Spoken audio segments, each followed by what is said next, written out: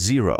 That is the number of Arsenal players who ranked in the Premier League's top 20 for passing under pressure in 2025 to 26. Not good enough! Arsenal won the Premier League title. They had Declan Rice, Martin Zubimendi, Martin Odegaard, the best midfield group in England. And not one of them could be found in the top 20 for the one metric that matters most when elite teams press you from the front. Bruno Guimaraes ranked second in the entire Premier League for that metric. This is why Arteta wants him. This is the new Gunner's brain. And the data starts now. The Arsenal cannon fires again!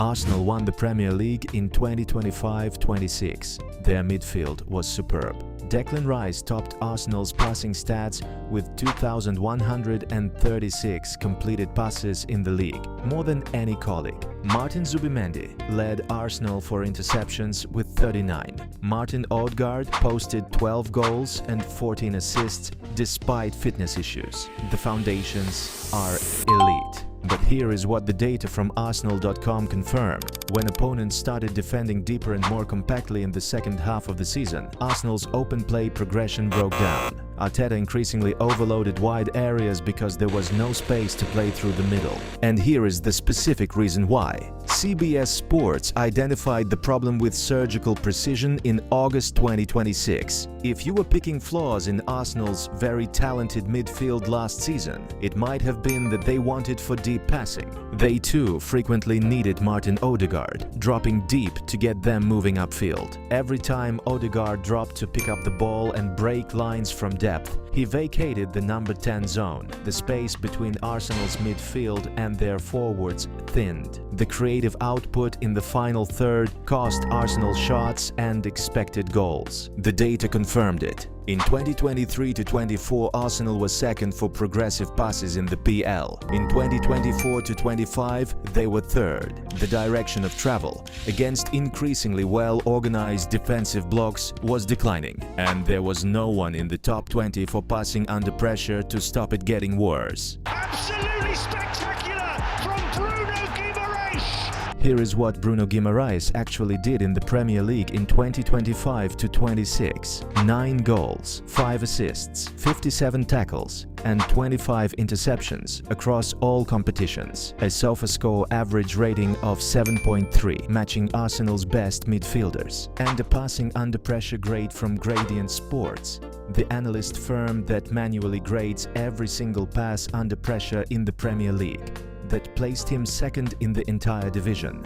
But the specific number that makes this transfer make sense is this one: 6.97 line-breaking passes per 90 minutes. That is not a marginal improvement on what Arsenal already have. It is 64% more than Zubimendi's 4.25 and 93% more than Rice's 3.62. Arsblog confirmed the specific consequence. Bruno was 9th in the Premier League last season for progressive passes if you omit defenders. There was no current Arsenal player in the top 10 for the metric of passes that break the opposition backline last season. Bruno was in that list. No Arsenal player was. He also ranked joint 4th in the league for through balls, 3rd for passes played over the top. He is the specific type of midfielder who sees the pass forward before the defender closes him and executes it under pressure when others cycle possession sideways. Transferhub's deep dive confirmed the full picture, looking at passing and chance creation. Although Guimaraes offers slightly less control in terms of the pass completion, he attempts far more final third passes while still ranking well for both final third pass accuracy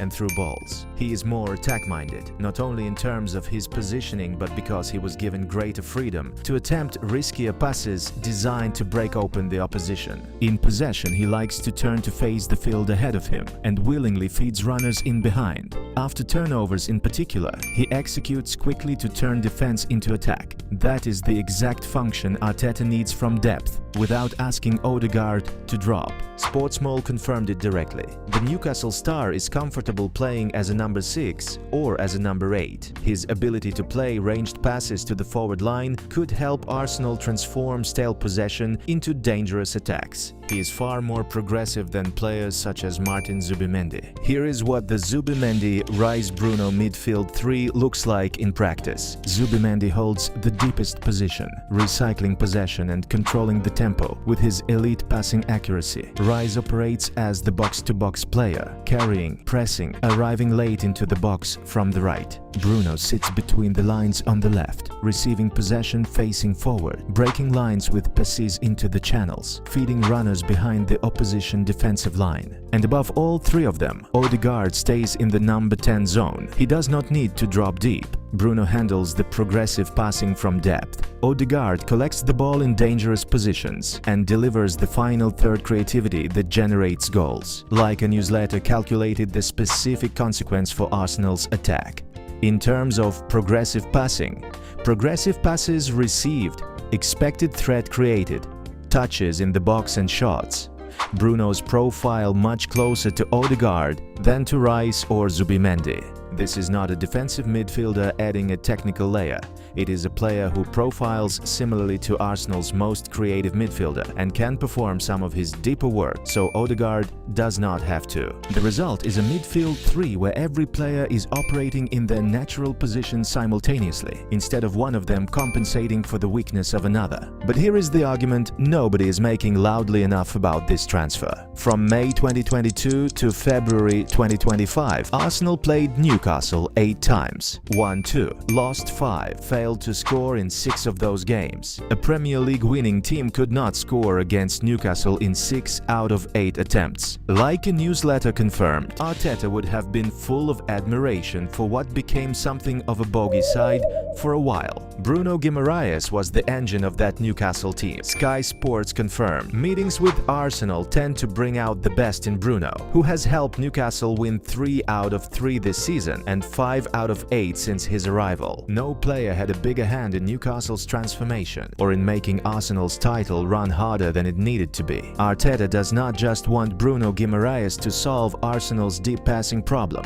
He wants to remove the specific player who stopped Arsenal from scoring in 6 of their last 8 meetings with the team that gave them the most trouble and add him to his own squad. That is not just transfer business, that is a statement of intent. But here is the honest risk. Bruno is 28. He missed time in January 2026 with back-to-back ankle injuries. His injury record at Newcastle is not perfect. He missed a combined 19 league games across the 2022 to 24 seasons. At £80 million, Arsenal are buying a player who is at his peak, but whose peak may only last 3 or 4 more seasons at this level. And there is the question of whether his passing style, built for Newcastle's more direct approach, translates fully to Arteta's more structured possession game. Transferhub noted his pass completion rate is slightly lower than Arsenal's existing midfielders. He takes more risks. In a team that values controlled possession, some of those risks may become turnovers in dangerous positions. But against those risks, weigh this. Arsenal had no one in the top 20 for passing under pressure. Bruno was second. No one at Arsenal completed more than 4.25 line-breaking passes